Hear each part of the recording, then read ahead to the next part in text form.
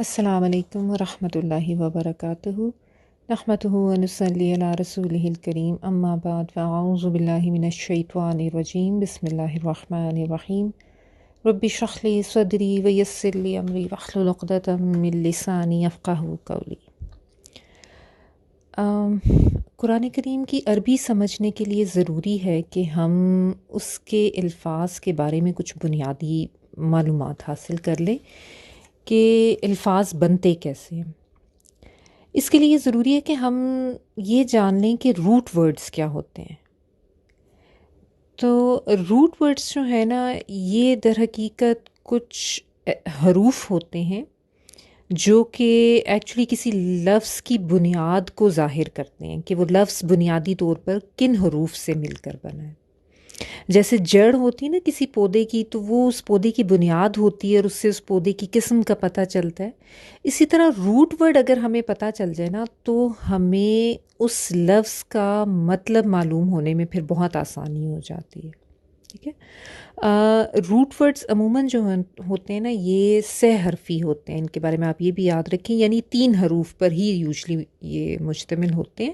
بعض دفعہ 4 حروف پر بھی مشتمل ہوتے ہیں، جن کو رباعی کہتے ہیں۔ جب وہ آئیں گے تو میں آپ کو ساتھ ساتھ ان کا بھی بتا دوں گی۔ ابھی آپ فار ایگزامپل یہ دیکھیں، جیسے ایک لفظ ہے یعلمون، وہ علم رکھتے ہیں۔ اس لفظ کو اگر آپ دیکھیں نا، اسکرین پہ آپ دیکھ لیں تو اس کا روٹ ورڈ آپ کو اسی لفظ کے بیچ میں نظر آ رہا ہے، عین، لام اور میم۔ تو اس کا مطلب ہوتا ہے علم، جاننا۔ ٹھیک ہے نا، اب اسی سے آپ دیکھیں یعلمون، وہ علم رکھتے ہیں، اور اسی روٹ ورڈ عین، لام، میم جو کہ 6 حرفی یعنی 3 حروف والا روٹ ورڈ ہے، اس سے پھر آگے نا اور مختلف الفاظ بھی بنتے ہیں۔ جیسے آپ دیکھیں یہ اسکرین پر، علم، علم، تعلمون، عالم، عالم۔ ٹھیک ہے، تو ایک روٹ ورڈ تھا، اس سے مختلف الفاظ بن گئے۔ تو اگر آپ کو روٹ ورڈ کا پتہ چل جائے نا، تو اس سے پھر آپ کو اس لفظ کا مطلب ایزیلی سمجھ آ جائے گا۔ تو اس لیے اس ٹیکنیک کو سمجھنا ضروری ہے، اور میں اپنے لیکچرز میں ساتھ ساتھ آپ کو انشاءاللہ تعالیٰ بتاؤں گی کہ اس لفظ کے روٹ ورڈز کیا ہیں۔ پھر آپ ایک اور لفظ دیکھیں، جیسے رسول، اس کا روٹ ورڈ ہے را، سین، لام، اور اس سے پھر مزید اور الفاظ بنتے ہیں۔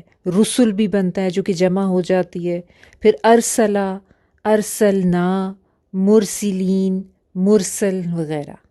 ٹھیک ہے، اس طرح سے یہ روٹ ورڈ کی ایک ٹیکنیک ہے، جس کو اگر آپ سیکھ لیں گے، اور ظاہر ہے اس کو سیکھنے کے لیے تھوڑا سا ٹائم لگے گا، وتھ پیسج آف ٹائم آہستہ آہستہ آپ لوگوں کو پھر روٹ ورڈ زبانی یاد ہوتے جائیں گے، پھر اس سے آپ کو ترجمے میں بہت آسانی رہے گی۔ اچھا، دوسری ایک ٹیکنیک ہے جس کو آتین کہتے ہیں۔ یہ بھی اگر آپ سیکھ لینا تو آپ کو عربی جو ہے قرآن کریم کی، اس کا ترجمہ سمجھنے میں بہت آسانی ہو جائے گی۔ اور یہ آتین کا لفظ آپ اکثر میرے منہ سے سنیں گے ڈیورنگ دا لیکچر۔ آتین جو ہے نا، یہ اصل میں اہل علم نے، آپ کہہ لیں کہ آسانی کے لیے، یہ 4 حروف الف، تے، یہ، نون، ان کو ملا کر ایک ٹرمینالوجی بنا لی ہے۔ اس کو اگر آپ سمجھ لینا تو بہت سے الفاظ کا ایگزیکٹ ترجمہ کرنے میں آپ کو آسانی رہے گی۔ آپ اسکرین پر دیکھیں، الف اس کا مطلب ہوتا ہے میں، تے کا مطلب تم، یہ کا مطلب وہ، اور نون کا مطلب ہم۔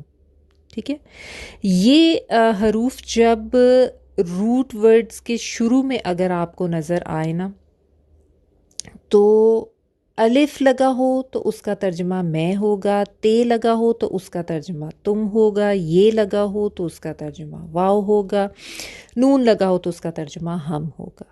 جیسے عین، بے، دال ایک روٹ ورڈ ہے، ٹھیک ہے، اور جو کہ عبد، عبادت، اس سے ہے۔ اب اس سے یہ دیکھیں ورڈ آپ اسکرین پہ، اعبد، قل یا ایھا الکافرون لا اعبد۔ تو الف آ گیا شروع میں، عین، بے، دال روٹ ورڈ ہے، اس کے شروع میں الف آ گیا تو اس کا ترجمہ ہوگا میں عبادت کرتا ہوں۔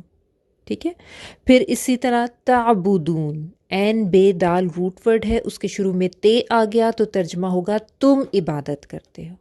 ٹھیک ہے، پھر آپ جیسے عین، لام، میم والا روٹ ورڈ لے لیں، اس سے یعلمون، تو عین لام میم روٹ ورڈ اور اس کے شروع میں یہ آ گیا تو اس کا ترجمہ ہوگا وہ علم رکھتے ہیں. ٹھیک ہے. اسی طرح جیسا ابھی ہم عبد والا ورڈ کر رہے تھے عین بے دال، اس سے نعبدو بھی آتا ہے. تو روٹ ورڈ عین بے دال، اس کے شروع میں نون لگ گیا تو مطلب ہو جائے گا ہم عبادت کرتے ہیں. ٹھیک ہے. تو یہ ایک بیسک سی ٹیکنیک ہے جو میں نے آپ کو بتائی ہے، لیکن آپ یہ یاد رکھیں کہ کچھ ایکسیپشنز بھی ہوتی ہیں. بعض دفعہ الف اور تے کا ترجمہ کچھ اور بھی ہوتا ہے، وہ جہاں جہاں پہ جس طرح سے آئے گا میں آپ کو انشاءاللہ وہ بھی بتاتی جاؤں گی.